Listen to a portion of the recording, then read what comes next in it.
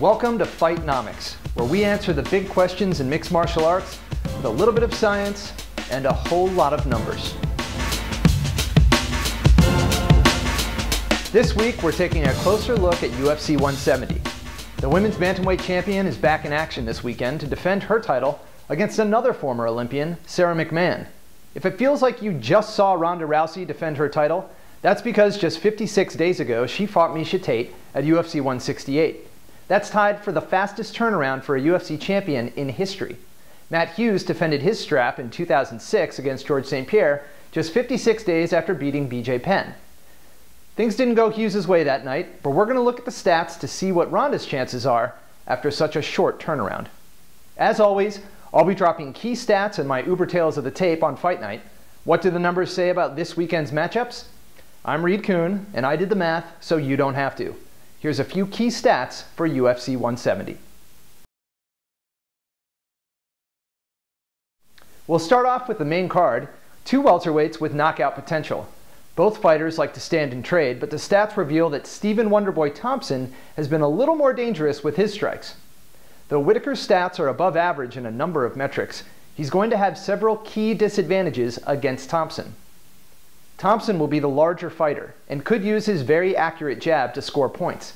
But pace here is also important for winning rounds, and Wonderboy is able to outwork his opponents, controlling the cage and generally operating at a faster pace than Whittaker. That doesn't mean Whittaker isn't dangerous. He has accurate power striking and excellent defense. Given that neither fighter attempts many takedowns, we should see an interesting striking duel to lead off the card. If you want fireworks from welterweights, just wait until Mike Pyle faces TJ Waldburger. Both fighters pack above average power and know how to land accurate strikes. Ironically, they also both have lost by knockout several times in the UFC. Despite being the oldest fighter at UFC 170, Mike Pyle will have some statistical advantages in this matchup. He's the slightly more accurate striker, but perhaps more importantly, Waldburger has the worst striking defense and knockdown resiliency of anyone on the card. Whether Waldburger can use his very high knockdown rate to exploit the youth advantage against Pyle will be a trade-off against surviving against Pyle's more technical strikes. Waldburger swings for the fences, but also opens himself up to risk, so this one could certainly end early. A more technical matchup is brewing between two highly ranked welterweights looking to rebound their way into title contention. But a close look at the stats reveal why Rory MacDonald is favored. Rory will have a number of advantages if this fight stays on the feet, which I expect will happen. Rory will be able to strike from the outside, generally control the fight, possibly hurting Maia for a finish. But Maia's grappling skills are world-class, so the question is whether or not he can get the fight to the ground. Again, the stats reveal why MacDonald has the upper hand here. Maia's takedown offense is slightly below average with a success rate of only 33%. Meanwhile, Rory's takedown defense is an impressive 86%, which is ranked 10th all-time in the UFC. Chances that the Brazilian crowd won't like how this one plays out are high. Due to a last-minute injury, Daniel Cormier will now be facing a UFC newcomer rather than former light heavyweight champion Rashad Evans. Lots of people have asked, how do fighters dropping a weight class perform in their new division debut? Well, since 2009, UFC fighters who went down a weight class won 55% of their first fights at the lower weight. So historically, dropping a weight class does seem to be a good thing.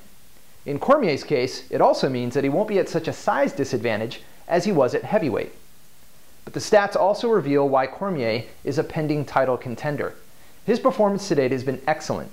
Statistically, he has excelled in stand-up striking with high accuracy, fast pace, good cage control, and very elusive defense.